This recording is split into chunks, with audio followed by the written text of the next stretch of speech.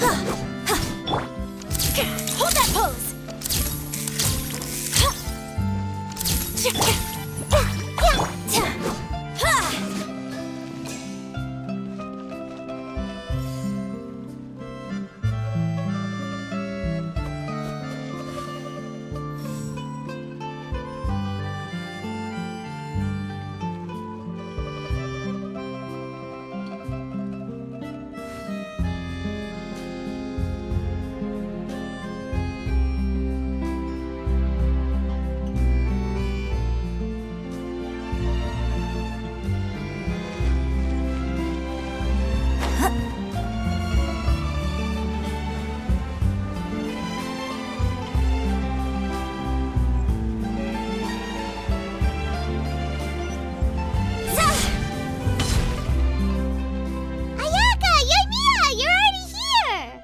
Good morning. Xavier said yesterday afternoon went well. Yeah, and how about you, Ayaka? Well, After we split up, Ayato went to see Udex Nervillette at the Palais Marmonia. I was originally thinking of going with him, but he said he could manage it himself. He told me to go see the sights around Fontaine and to enjoy the local culture. So I rode the aquabus with Yoimiya and visited the opera house on Aranias Island. Yeah, you wouldn't believe what we saw there! 2 mechanical puppets that were dancing together! You've already seen them, right? Yeah, those two! Amazing, aren't they? We sat and watched for quite a while. It was mesmerizing, like we could keep watching them forever. oh, it was the same for us the first time we saw them, too. Afterwards, we went swimming at the beach! Well, diving, to be exact. It was the first time I ever breathed underwater! I held Ayaka's hand and we counted down together. 3, 2, 1, and then splash! We were beneath the waves.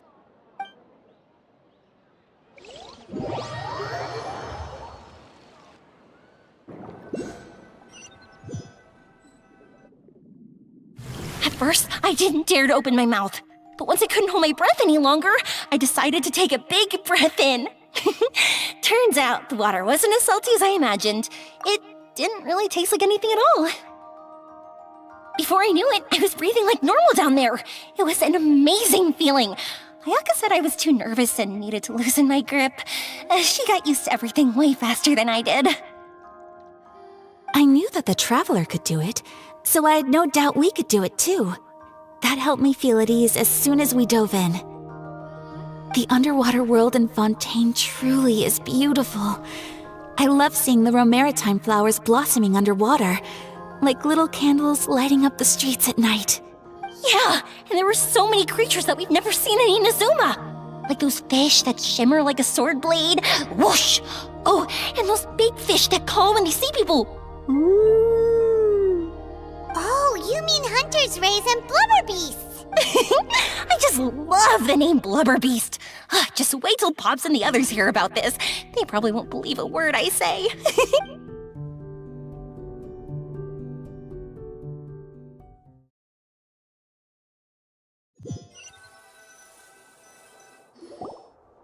Yoimiya was down there for quite a while. It was dark before we finally rode the aquabus back to the city. I figured she'd want to sleep in today. Yeah, even I was worried that I wouldn't be able to get up. I still felt like I was drifting in the waves when I went to sleep last night. But as soon as I woke up today, I remembered that we'd all be shooting a film together, and I was ready to go. Speaking of the film, where's everybody else? My brother and Xavier were speaking to the restaurant owner about using the place as a filming location. They should be here soon. As for the others, We're here.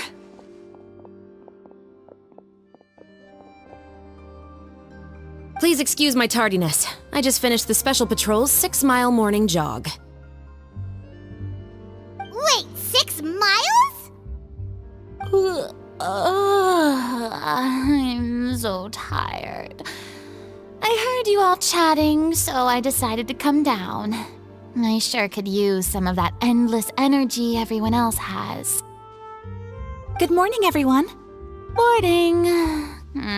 Can someone fetch me a cup of coffee? More milk, hold the sugar.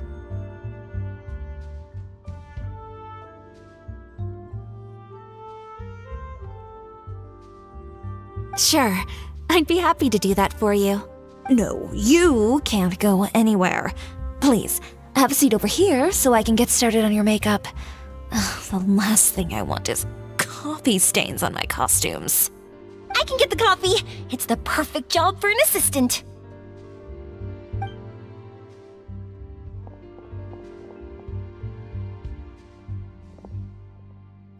So much energy. Seriously, what's her secret? Oh, Yoimiya's always like that. But you sure look exhausted, Farina. It's because you're not used to waking up so early, huh?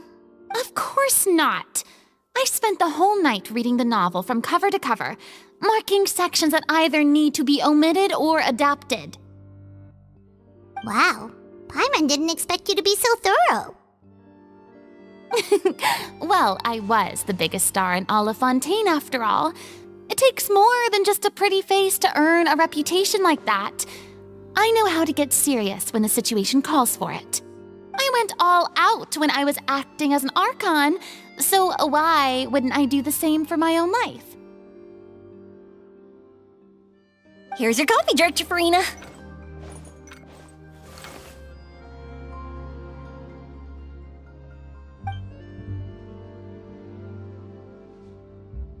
Oh, thank you. The sound of being called director and the aroma of coffee feels almost as refreshing as hearing the birds chirping in the morning. It seems everyone has managed to arrive on time.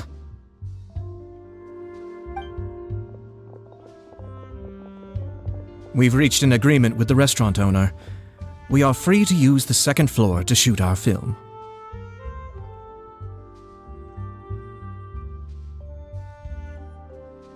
Really? That's great!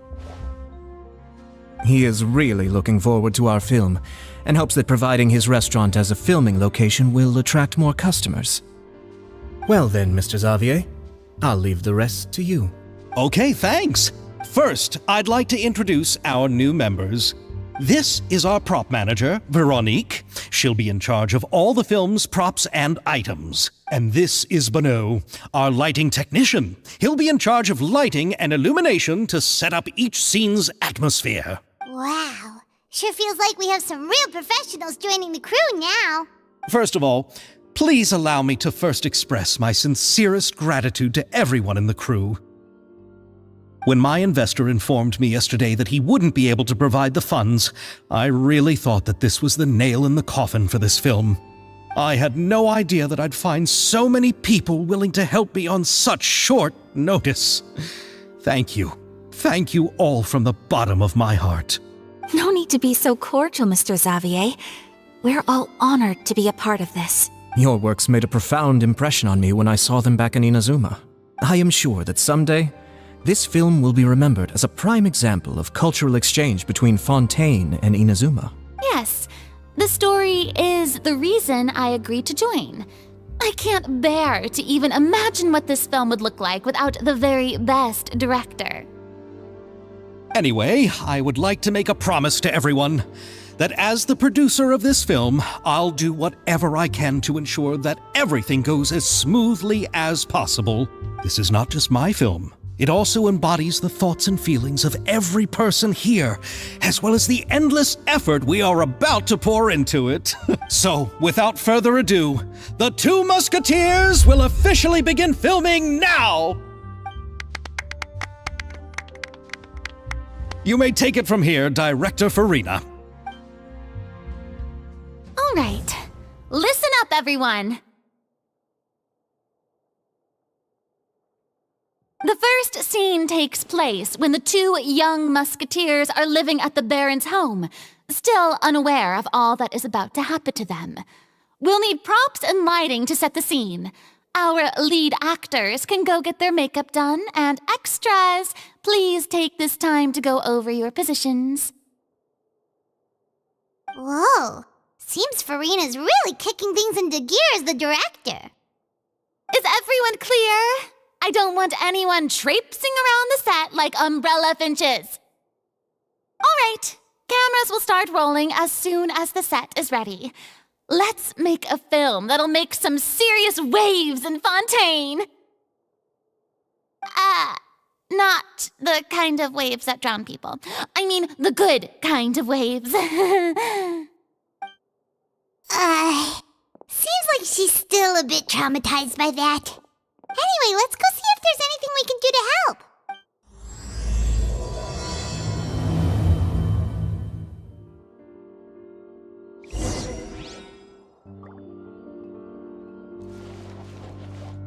I don't need any help here.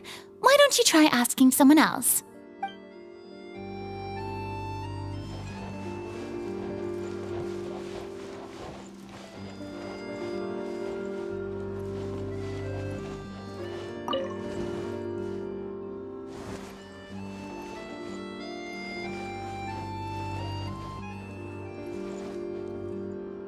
I don't need any help here. Why don't you try asking someone else?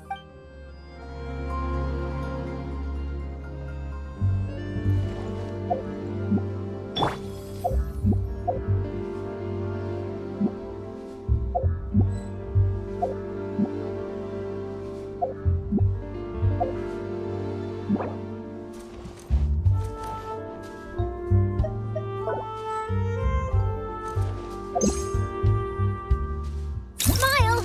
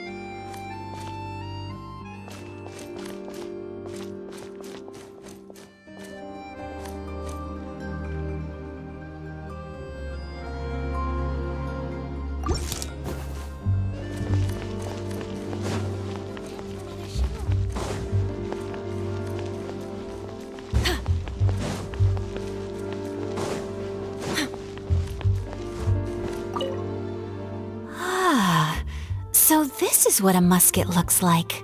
Not exactly.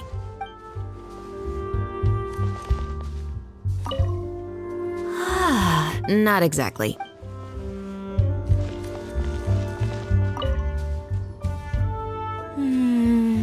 Ayaka has mentioned you to me before.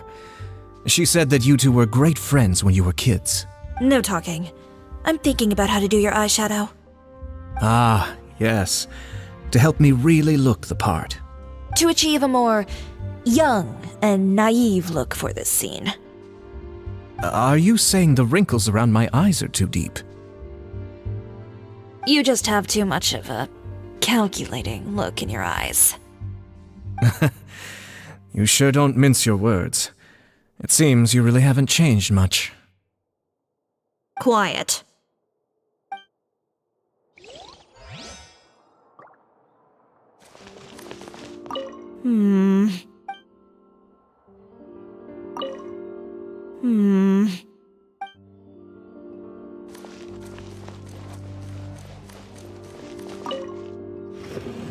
How about here? A little more to the left. You got it. Hey, Yoimiya, do you need a hand? No, I'm fine. You know, doing the lighting is kind of like designing a fireworks show. It's interesting to imagine what kind of atmosphere the lights will create. I heard that the Traveler will be operating the camera and Paimon will be the clapper loader, right? Those roles are just perfect for the two of you. Really? Is that because it'll be easy for Paimon to hold the clapperboard while flying? Well, sure, there's that, but that's not exactly what I meant. I just think that after all your journeys together, you two must have developed a super close bond and just naturally know how to work with each other. If I'm not mistaken, the director will want the cameras rolling as soon as the clapperboard goes clack. Oh, I see. It's amazing to see the magic behind filmmaking. Yoimiya, we need lights over there too. Oh, on it! I've got to get back to work. Chat with you later. Oh, it's exciting to see so many people working together to bring the film to life. Seems like Yoimiya's really getting into it. But she was right. We do have a super close bond, don't we? Paimon's really happy to hear that.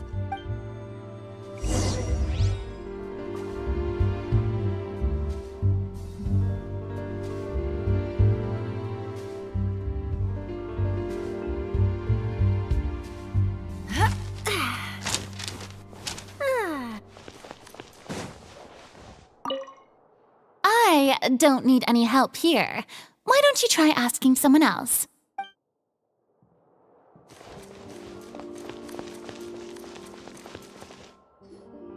So, this is a real musket?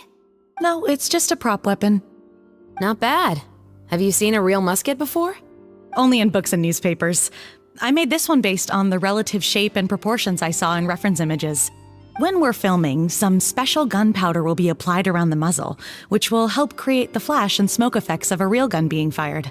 Which means it'll be up to the actors to portray the recoil.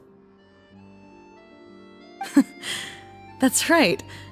The sound effects for gunshots will also be added in post-production. Thank you, Veronique. I think I know where to start now. However, the musket's gears and firing pin could still use some work. Adding some wear on the metallic components will make them appear more realistic. Also, be sure to rub the muskets with some oil each time before we start shooting. That'll give the impression that the firearms have been well maintained. Good point. You seem to know a lot, Miss Chevres. I assume you use these types of firearms on a regular basis? Yes, I perform routine maintenance on my weapons every day. Just like we as people need to eat and sleep, muskets need to be cleaned and maintained. I also perform similar care for my sword every day, and familiarize myself with its shape and weight, to the point where it feels like a natural extension of my body. Yes, this way, our weapons will never betray us in the heat of battle. Yes, well said. It seems we have the same philosophy on this topic. Oh, sounds like they found a common interest to talk about. Though these props differ from the muskets I use, I can still give you some pointers. Good. I look forward to your instruction. First and foremost, never point the weapon at anyone, regardless of whether it's a real or prop weapon or whether you're holding it or it's on the table. This holds for any time when you're not actively engaging an enemy. Okay, understood. When aiming the musket, extend your arm so that it's level with your shoulder and use your eye to look down the weapon's sights. Like this? Not bad. Now, try saying your lines. This is the end of the road for you. Good. Now turn your body a little. That way, you'll give your enemy less of a target to work with.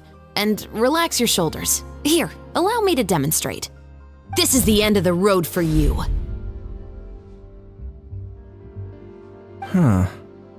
Excuse me, Miss Chiori. Director Farina, there's something I wish to discuss with you. Oh? What is it? Like this? Yes, much better. What do you think? I do see your point. But are you sure you wish to do this? I believe it would be most fitting. Well, if you insist. All right, I understand. Miss Ayaka, Miss Chevris, could the two of you please come over here? Huh? What's going on? Are we gonna start filming now? Let's go see. What is it? I have a question for you, Miss Chevris. Would you be willing to play the role of a musketeer? What? To clarify, I would like to turn over my role to Miss Chevris. But brother... Don't worry, Ayaka. I actually view this as a good thing. I was becoming troubled trying to set aside some time to speak to the staff at the Palais Mermonia. I would like to have some conversations about the cultural exchange between our two countries, and I've heard that the bureaucratic process here can get rather complicated.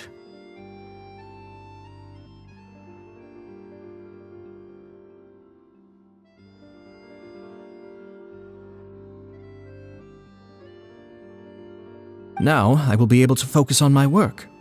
Besides, you also know that I'm not really one for public performances.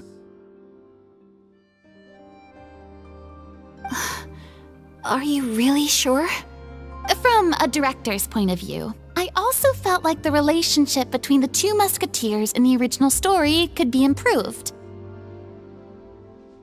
The older brother in the story plays the lead role with his overbearing character, but this causes his character to overshadow that of his sister, and the theme of the two supporting and relying on each other isn't conveyed very well.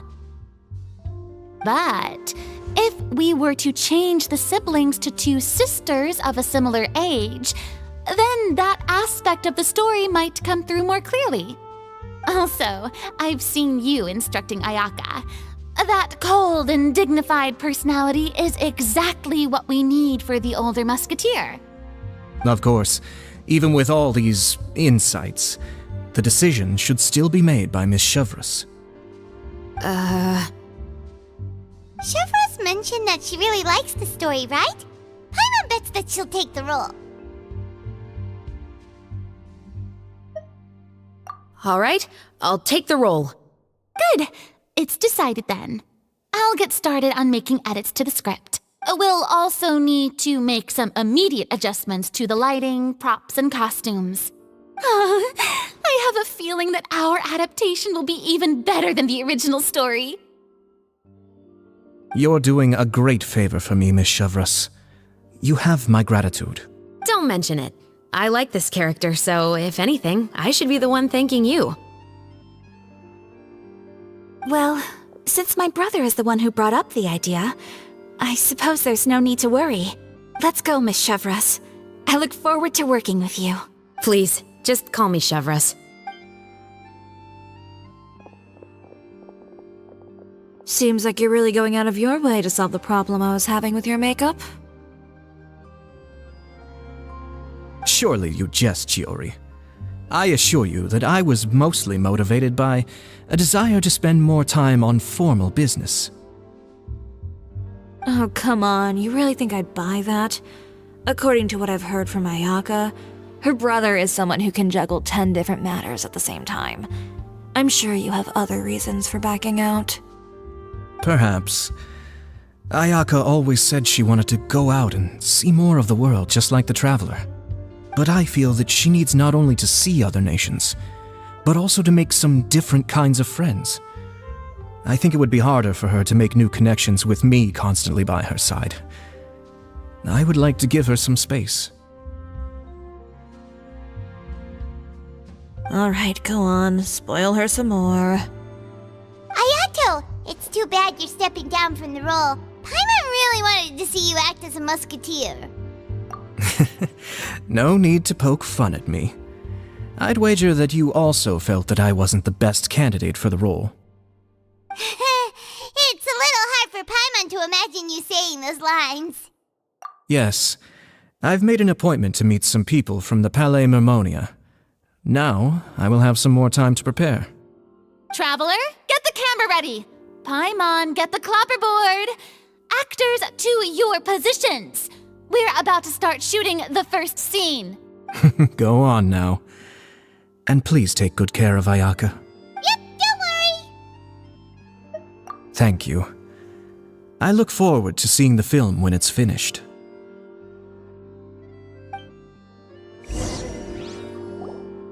All right, now that we're all here, let me help set the scene for everyone.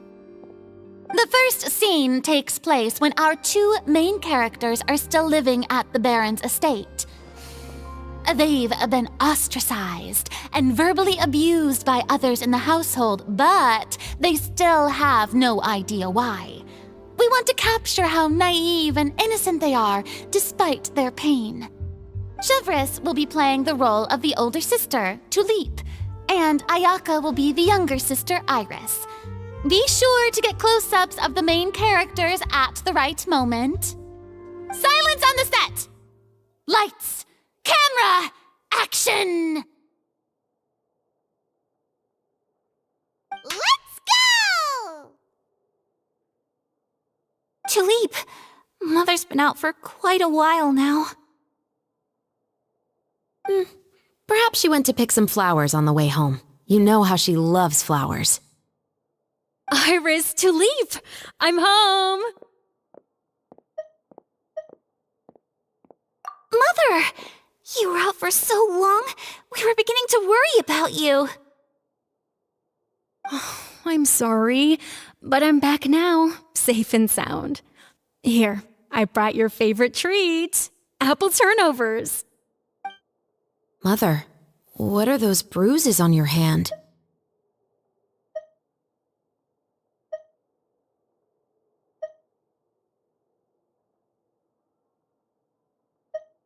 Huh? What bruises? Oh, I must have bumped into something while I was working yesterday. But I didn't notice them this morning. Then perhaps they're from when I accidentally tripped when I was out just now. By the way, did you have fun playing at home? What's the matter, Iris? Well, we've realized that no one really wants to play with us. They even took Iris's doll and spat at us. And they even called us names. They said we were... Shh! It's all right, don't worry. Girls, listen to me. It doesn't matter what anyone says. Don't listen to them. No one can define you with such words. You both have wonderful lives ahead of you. Just like your names. You will both blossom like beautiful flowers. Maybe your time to blossom hasn't quite come yet, but one day, you two will bloom more beautifully than anything else. Don't let the soil you're in now ruin your future beauty. Understand? My dear daughters. And cut! Not bad. The actors' emotions were all on point. Let's keep that take. Also, if our clapper loader could avoid shouting at the start of the scene next time. Oh, got it. Great. I was a little worried that my nerves would get the better of me. What about you, Chevris? I felt fine. The lines weren't too difficult at all. Seems like Farina must have adapted the role nicely. You two were great. I couldn't tell it was your first time acting in a film. You should have more confidence. Thank you for your encouragement. Positions, everyone! We'll move on to the next scene after we try a few more camera angles.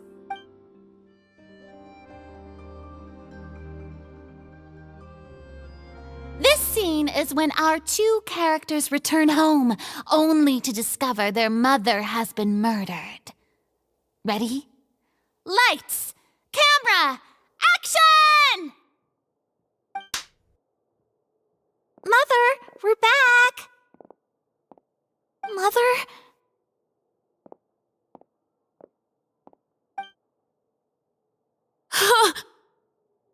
What's wrong, Tulip? Iris, stay away! Huh? Why? What's... Mother!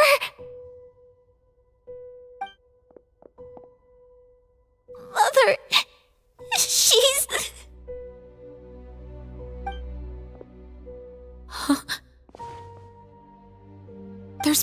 poison in this cup. Oh, I could have sworn I've seen this kind of cup before. Those aristocrats. They didn't even try to cover up their actions.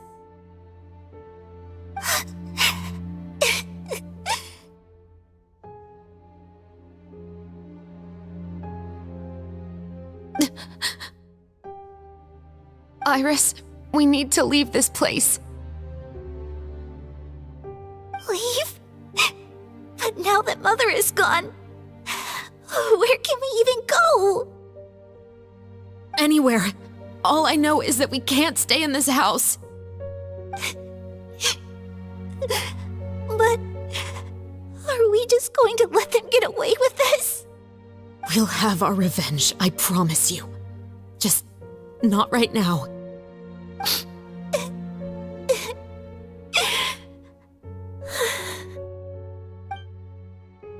Come on, let's go. No, wait. We can't just leave Mother here like this. At least let me leave this rose with her. That's why we went out in the first place. To buy her this flower. All right. Goodbye, Mother. We'll avenge you. Someday.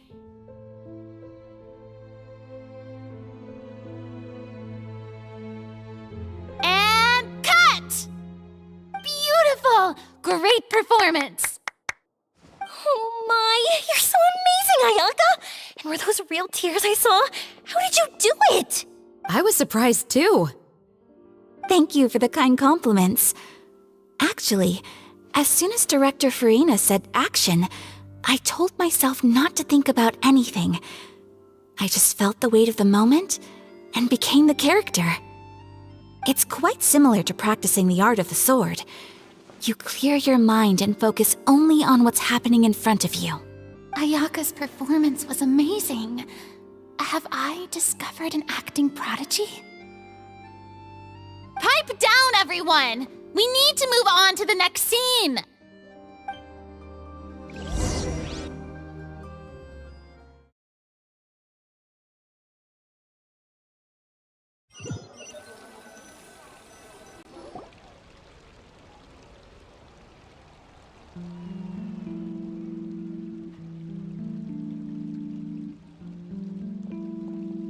Huh? Are we done already? But Paimon wants to keep playing with the clapperboard. How do you feel, Traveler? Is your arm sore from holding the camera all day? Good work, you two. You too, Chevres. You were quite the actress today. I've read this novel many times before. I have a good grasp of my character's mindset. Anyway, do you remember my request from yesterday? Oh, right! We were having so much fun that Paimon nearly forgot. You have a case where the murders seem really similar to the cases in the novel, right? So, how are they similar exactly? In the story, the main characters grow up to become two musketeers, always using their guns to carry out their revenge. And on each of the victims, they place a rainbow rose as a signal that they've returned. Yes, that's correct. We found rainbow roses just like in the novel. Seems like you're connecting the dots now. Oh, that does sound pretty concerning. Especially after seeing the script today. Oh, now Paimon can't stop wondering what kind of ulterior motive the murderer might have. What do you think, Traveler? You're smart. Paimon wants to hear your thoughts. Good. On behalf of Fontaine's Special Security and Surveillance Patrol, thank you for your dedication to justice. There's no time to lose. We should start investigating right away. Follow— Huh? Right now? Well, we just got done filming all day. Paimon's so tired. The most valuable intel always comes after nightfall. They are like small, remote islands in the middle of the sea. If you don't stay vigilant, you will pass right by them in the fog. That's how one of my favorite books always puts it, at least. So, where are we going right now? Let's start by checking out some workshops that sell mechanical components. If the culprit is making their own weapons, it's very likely that they'll visit those sort of places.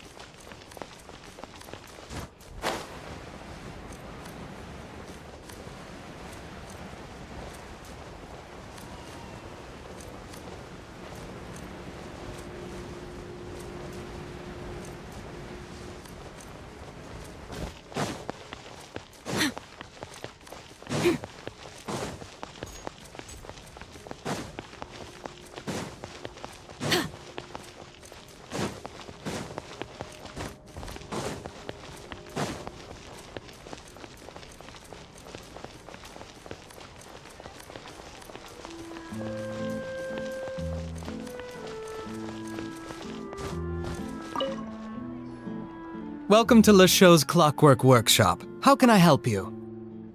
Hello. I'd like to know if anyone has purchased some special components lately.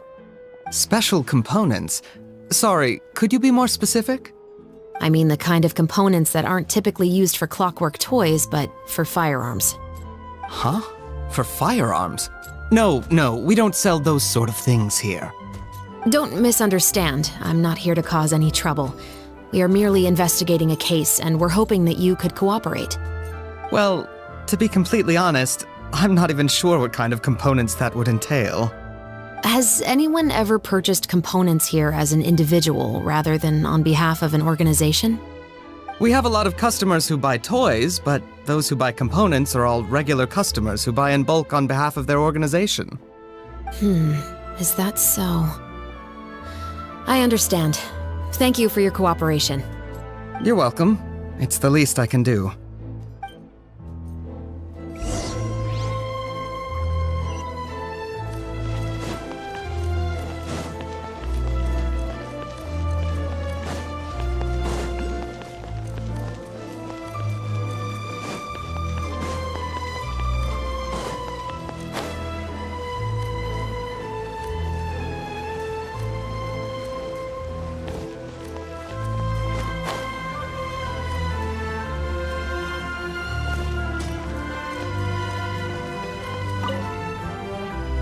Oh, hey, Chevres. Run out of oil for your musket again? Hello, Estelle. I want to know if anyone has come to your shop recently to order some firearm components. Oh, is this another case?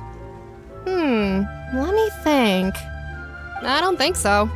Some people have requested that I make some prop guns for the Fontanalia Film Festival, but I refused all of those requests. Oh? Why's that? Because there's no profit! I only make things here that can do some real heavy lifting. I don't have the energy to make some new molds just for the festival. Then has anybody come specifically looking for mechanical components?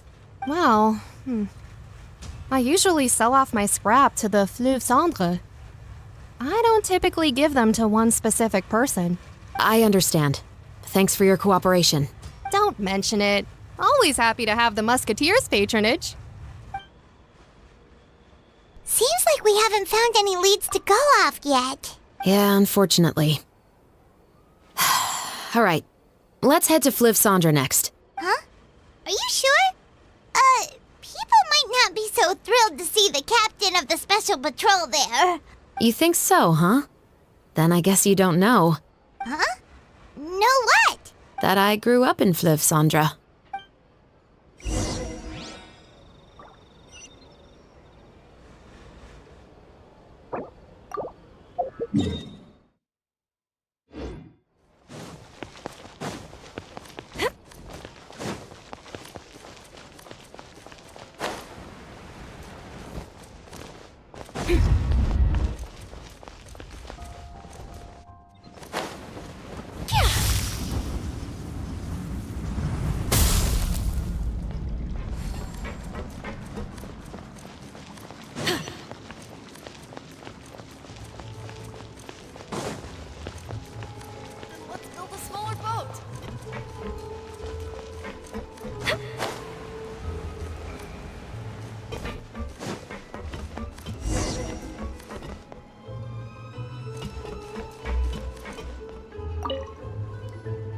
Hello, I'd like to ask some questions.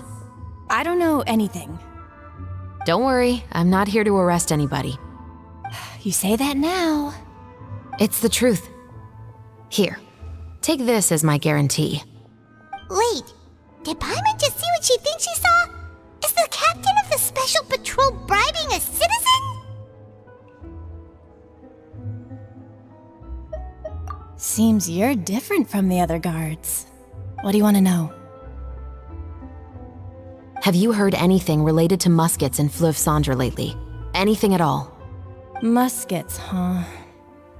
All I know is that about 2 weeks ago, we started hearing some loud noises at night.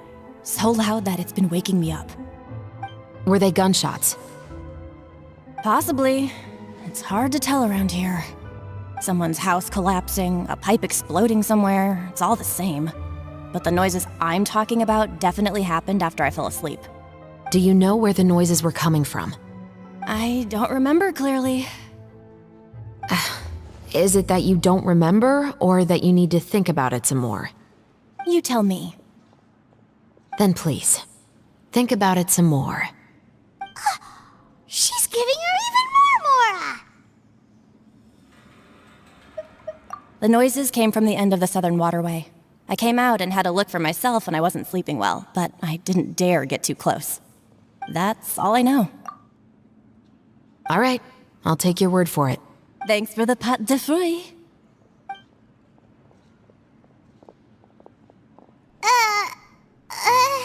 No need to be surprised. I grew up here, remember? I know how to get people around here to talk. My apologies, I'm all out of sweets.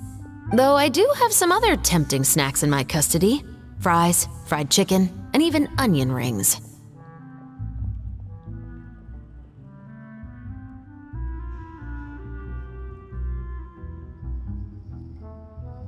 But taking care of junk food is my responsibility. You're better off sticking to your normal, nutritious diet.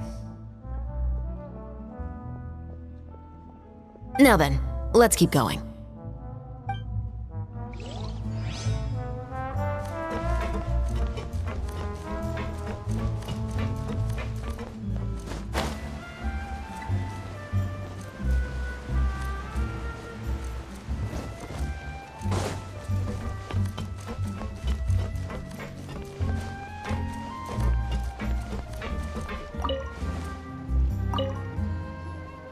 It's been a while, Tetro.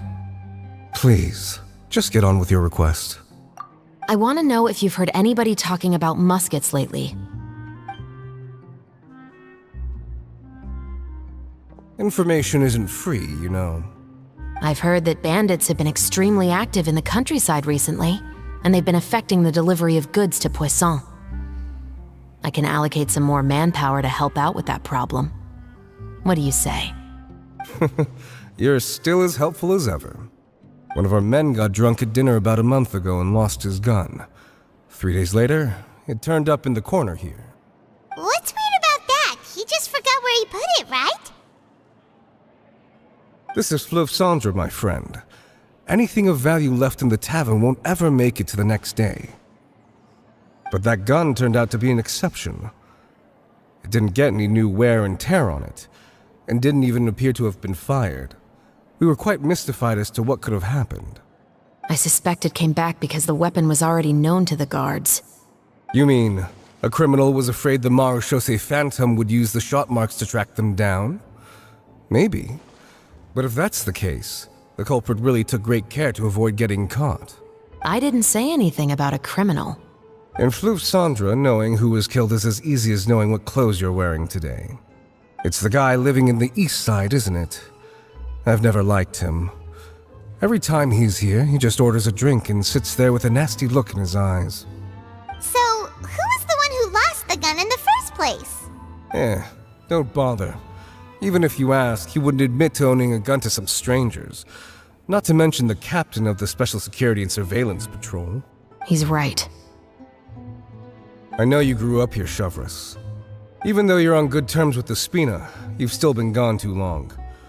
Not many people know you here now, and a lot of people don't like the Special Patrol. I know. So take my advice and don't show your face too much around here. It's for your own safety. I'll come and go as I please, and I'm afraid I'll be appearing more often due to my work. All right. Don't say I didn't warn you.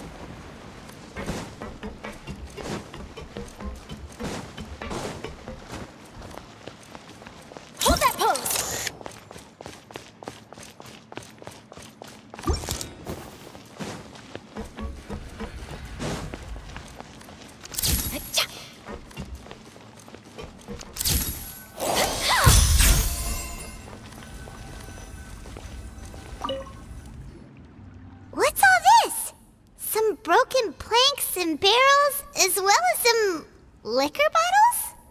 Yes, but have a closer look, Paimon. Even though somebody has purposefully tried to clean them up, these are obviously marks from musket bullets.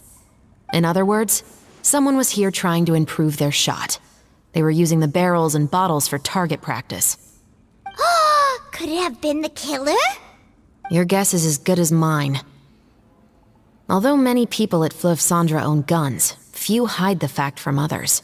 And even fewer would go to such lengths to hide markings from practice shots. Anyway, let's go. There might be more to this.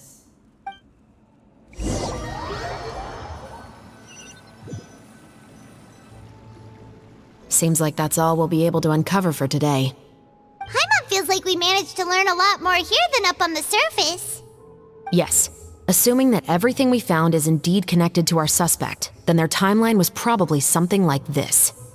A month ago, our suspect found a gun and took it home to disassemble it. Once he'd figured out its mechanics, he brought it back. In the following weeks, he used some parts to create his own makeshift musket and took it to the Fleuve Cendres for target practice. Then, a few days ago, he found his target and carried out the murder. Once the deed was done, he left a rainbow rose on the body, just like the scene in the novel. That all makes sense to Paimon, but we're still no closer to figuring out the killer's identity. The deceased was a resident of Fleuve Cendres. It's said that he was a poor, solitary man. Yeah, that's also something I'm trying to figure out. If we are indeed following the novel, and there's a story behind the murder, then this murder should be an act of vengeance. But according to our investigation, the deceased didn't have any enemies. He was no saint, but no one's heard of a rival who hated him enough to shoot him dead, much less care to leave a rose on his body. What message is the killer trying to convey, and to whom exactly? We've thoroughly investigated that possibility. He claims to have spent the whole day at the Opera House on the day of the murder, and the staff there have confirmed his account. Okay, so he has an alibi. Not only that, he lacks a credible motive as well. He has a family of his own, and both of his parents are still alive. I've looked into his records. He was adopted at the age of 6, and all the proper procedures were followed. There are also records of him at an orphanage before then. In the story, the mother of the 2 musketeers was murdered after the children turned 10. Of course, he could have changed the children's ages, but I don't want to assume anything without evidence. More importantly, I've also had a chat with him in person. He didn't seem like the kind of person who would pull the trigger to kill a man. Then, what should we do now? We have all this new information, but it doesn't help us move forward. Investigations take time. I didn't expect us to catch the culprit in just a single day. How about this? Let's spend the next few days filming with the crew. We can continue the investigation once we're done with the film. I'm sure that given time, new leads will present themselves. Wait, but weren't you saying Intel is like small, remote islands in the middle of the sea just a moment ago? But the book had more than one reference to the islands, Paimon. Oh? What else did it say then? As long as you spend enough time sailing through the fog, you'll eventually come across an island.